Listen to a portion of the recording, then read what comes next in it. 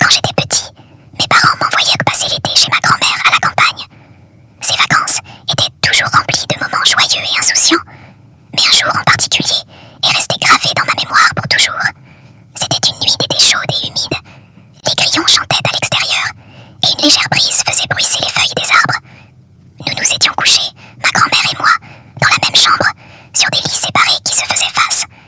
Dans un coin de la pièce, il y avait une vieille chaise en bois, usée par le temps, qui semblait presque vivante sous la lueur argentée de la lune qui filtrait à travers la fenêtre.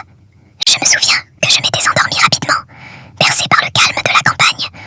Mais au milieu de la nuit, je fus réveillé par des bruits étranges. Le grincement de la porte d'entrée résonna dans le silence, suivi de pas lourds élans qui semblaient traverser la maison.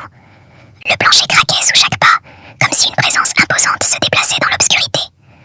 Mon cœur se mit à battre plus fort, et je restai immobile, osant à peine respirer.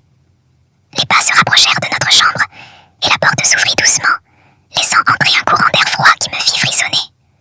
Une silhouette sombre se dessina dans l'embrasure de la porte, avant de pénétrer dans la pièce. Elle était grande et menaçante, et bien que je ne puisse pas distinguer ses traits, je sentais une aura de malveillance émaner d'elle. La silhouette se déplaça lentement vers la chaise dans le coin, et s'y assit, sans faire de bruit. Mon corps était couvert de chair de poule, et je fermai les yeux très fort, espérant que tout cela n'était qu'un mauvais rêve. Mais soudain, j'entendis la voix de ma grand-mère, calme mais ferme, briser le silence. Je me souviens encore de ces mots, comme si c'était hier. Es-tu venu pour le bien ou pour le mal? La silhouette dans le coin de la pièce sembla se redresser légèrement, et un chuchotement glacial résonna dans la chambre.